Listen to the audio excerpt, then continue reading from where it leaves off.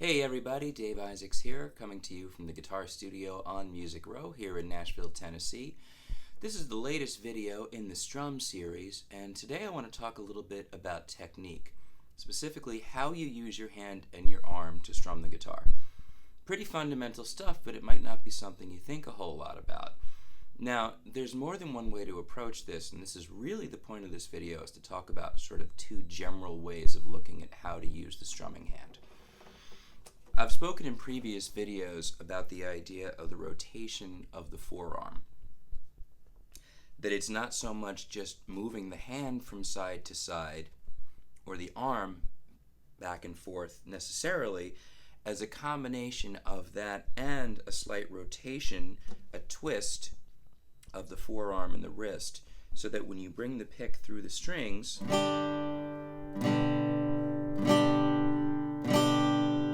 we get this kind of motion as opposed to just a straight.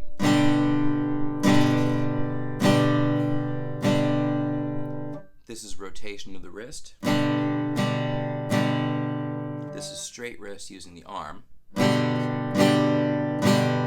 Notice it creates two different sounds. And then here is just using the wrist only.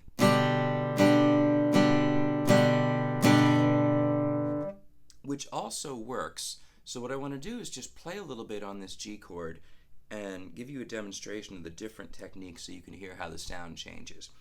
I'm going to start with the wrist only.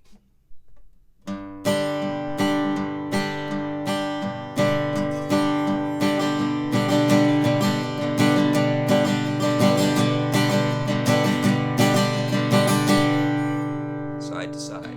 Here's the rotation.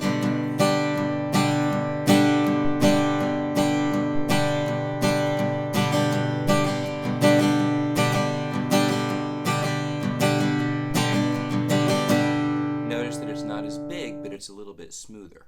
Here's using the arm with a straight wrist.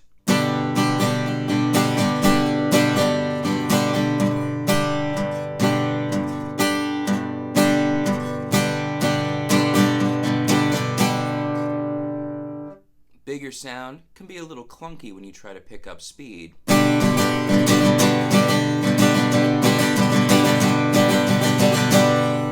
Almost too loud, it's a little bit brash. And so if I were looking to smooth that out a little bit, I would add some rotation to the forearm. Again, it's a turn. I'll turn my hand towards the camera. I'm doing this.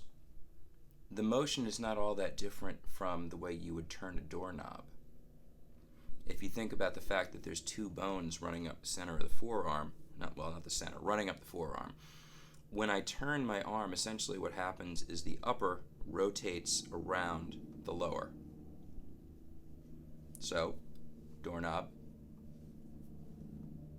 wrist rotation on the guitar.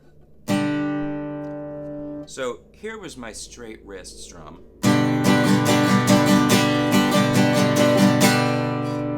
Here's the same strum with a little bit of wrist rotation added.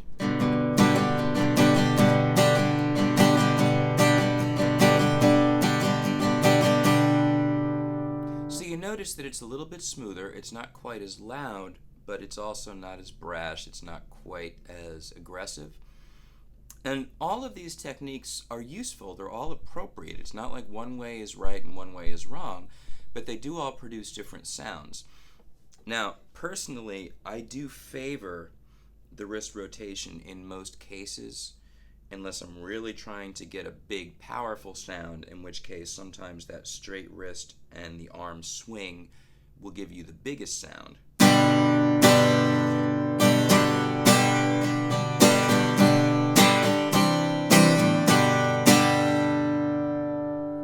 Essentially, we're applying simple physics here.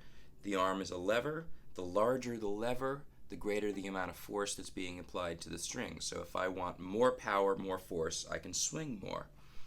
Now you can get a big sound just using the wrist alone and not involving the arm, but it's going to take a lot more muscular work. It takes more effort to do this using the small muscles of the wrist and forearm than it takes to do this using the larger muscles of the arm.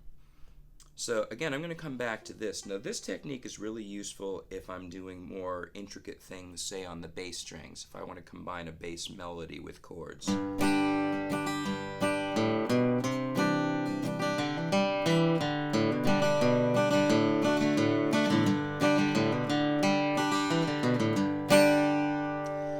And I know some fantastic bluegrass players that play everything like that. They'll keep the right hand, the strumming hand, more or less anchored back here. So you're a little bit tighter in the back and forth, and it allows you to be real accurate in playing those bass notes. And then the strum can just be... So we have something like this maybe.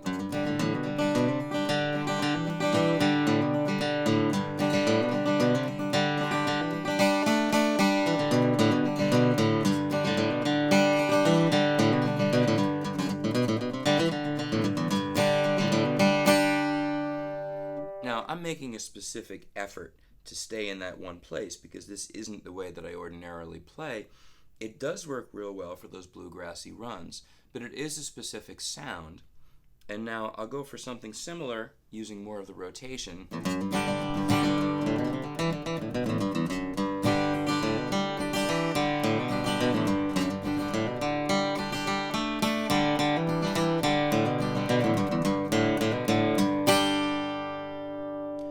Now, since your pick is moving more, in some ways it's less accurate, or it's more difficult, it's more challenging to be accurate. But at the same time, at least on this guitar, it creates that smoother sound. So the bottom line is, when you work with your strumming hand and you're trying to figure out the best way to use that hand, you have to think about the setting, the sound, the thickness of your pick, and the instrument. Just consider the variables. There's how much are you moving, so very small, really just a dip of the thumb to produce a single note, versus swing of the entire arm. If you think of the point of the pick as forming an arc, this is a tiny arc. And again, resting back here gives me a little more accuracy because I'm balanced.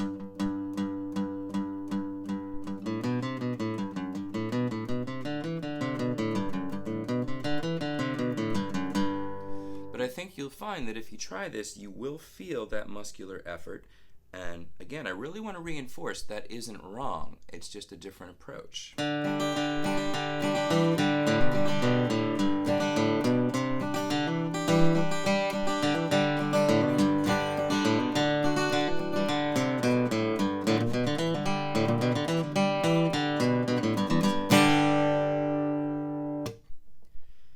So the basic continuum, the basic range is small motion,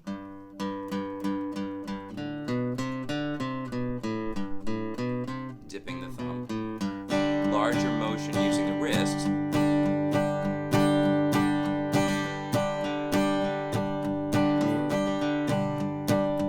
see my forearm stays parallel to the face of the guitar.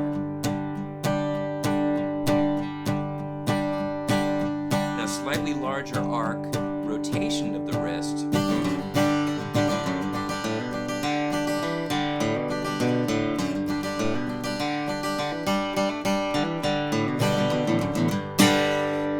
Really more on the strums. When I'm playing the single notes, notice that I am balancing just a little bit back here, but I'm not keeping steady contact. In other words, touching back here to get my point of reference and to get a little more accuracy in the individual picking, using the wrist, but then taking my hand off the saddle and using that snap, that rotation for the strum. And I find that's a nice compromise between the two. And then when I want more sound, I make the arc larger, bring more of the arm into the picture, and then we get...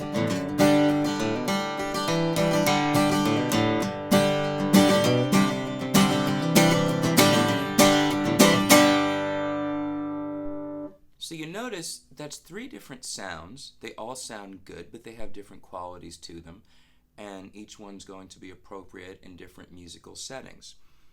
So to really break it down, let's say when we want a tight, controlled sound with the ability to play scalar parts and runs in the bass while we maintain the chords, the anchor and the wrist motion is the most efficient way to do it.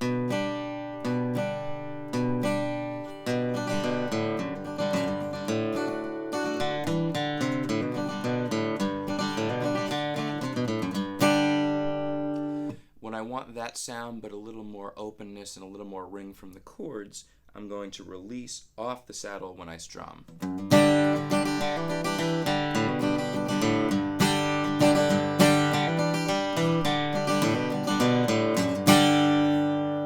And then when I want more power, more muscle, more ring, and say something that's going to be mostly strumming or all strumming as opposed to incorporating the bass notes, then I'm going to use more of my arm.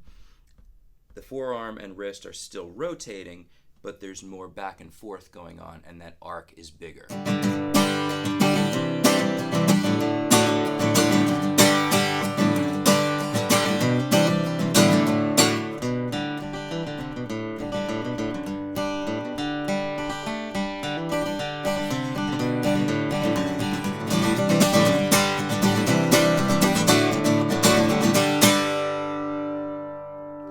I hope that's useful to you. I think the best thing you can do is just experiment a little bit. If you haven't thought much about the way you use your strumming hand, then just start to explore that and develop the fine control that you need to be able to choose which approach you're going to use that's right for the song that you're looking to play.